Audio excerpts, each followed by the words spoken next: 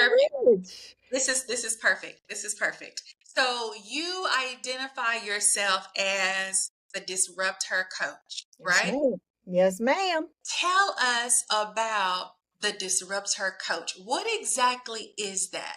How did you get to define yourself as the Disrupt Her Coach? Uh, as a profession for a number of years, double digit years, I worked in business continuity and disaster recovery. So I literally help people make strategic decisions during a disruption. And so I'm really hella good at it. Now, in full disclosure, back then, 3 years ago, my husband had just died. I had had a baby, not my husband's baby. I got pregnant after my husband died because we were trying to get pregnant. And then I meet him the day that I come back from maternity leave, the very first day. I go to work for his family, his father specifically, in their restaurant to make extra money to pay for my babysitter. Because I wanted somebody to come in the house, be with my baby while I was working. And so then a relationship formed in my grief. I didn't know I was grieving. He was the first person to even tell me that I was grieving. And he was a married man. Now, I wasn't necessarily raised like that or any of that. Hindsight and all these things. However, he treated me the way that my husband treated me. And so it felt right. He wanted me to be a kept woman, all of these things. And I was used to that. So I wanted that. Now, mind you, I'm also living with my son's father. I was really struggling. I was raw. I was tender. I was feeling confused. I was really struggling. I was really, really, really, really struggling because everything in me just wanted to just stop. And there was just so much confusion going on. No peace, not a minute to myself and things like that. And and it would be crazy because like 1 minute things would be like, oh, lovey-dovey and worship the ground I walk on. And then next thing you know, it would be nuts. And it Mhm. was like, I would lay in the bed and I would be like, Lord, I know this could not be what you had in mind for me. I know this could not be what you had in mind for me. And then after going through that for about 6 months, it just really got clear. It's like, I'm done. I decided that I gotta go. That I can't live this life like this because that's when it got at its worst. I didn't feel safe with him. Okay. My safety was shot and I didn't want to be in the same house with him anymore.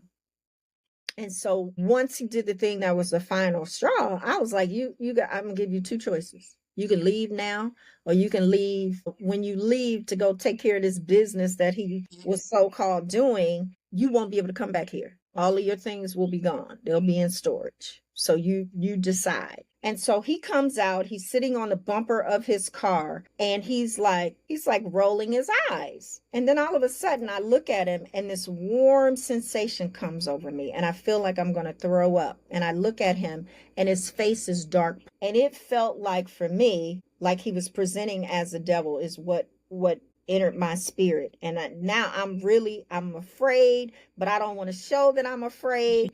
And I say what I gotta say, and I go running back down the street to my house. And I'm just undone. I'm like unnerved, could not get a hold of myself because it was then in that moment when that happened that I realized that's what it was. It was a demonic presence this whole time. And I Wow. could not put my finger on it. But you knew it was something. It had to be faith. It was faith. It was community. I had one friend, and I never told anybody. I was suffering in silence. I Mhm. never really said anything, but they really saw me. I had two friends, and one would call me out of the blue. She was like, I need the line and the friendship that you got with God, because God will put you on my mind. She would just call me out of the blue, and it would just be right on time. And Yeah. I remember one day she said to me, and I don't know that I was contemplating this, but it was what I needed to hear at the time. She said to me, God forgives all sin, even Mm. divorce. And I never forgot that. I was like, oh my Lord. Or maybe she has just come out. What are some words of empowerment that you can leave for her? She might be teetering right there on that, like just fresh out, she's still kind of on that edge. Do I go back? What do I do? Who am I? She's right there. All these questions, all these thoughts going through her head, the confusion, the chaos, It's still there. What can you share with her? And I had this happen with a young lady that told me that she was really in it, and I told her to know who she is, to remember who she is, and if you don't remember, start taking time for yourself to remember. You have all the power. Everything that you need is already within you. It is not outside of you. All of the answers, all of the power, all of it is within you. They may have tried to make you believe other things, but you. You may Mhm. not be trusting yourself right now, but that Right, just takes time because it took time for you not to trust yourself. Okay. right. So that's what you're going to be working on. You're going to be working on the things and thinking about, what do I do? What do I desire? If you don't journal, I highly recommend that you start journaling. And I really call it recording. I like to write, but I also do voice recording. So if you have the ability to do it on your phone, you can take back your power. Start using your power. And you start using your power by remembering who you are. Mhm. Who am I? You ask yourself this question and you answer your question. Who am I? Who do I want to be? When you were talking about recording, the journaling and the recording, a word popped into my mind because you shared with her that she is powerful. There is strength inside of you, that you have everything you need on the inside of you. But the word that popped into my mind was voice. Yep, it's your voice.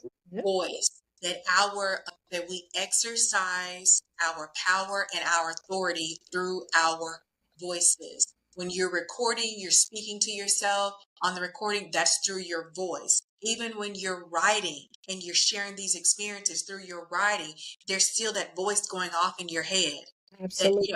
as you're writing. So it is in our voice. Absolutely. That's how you This get has your been, power back. yeah, this has been amazing. Absolutely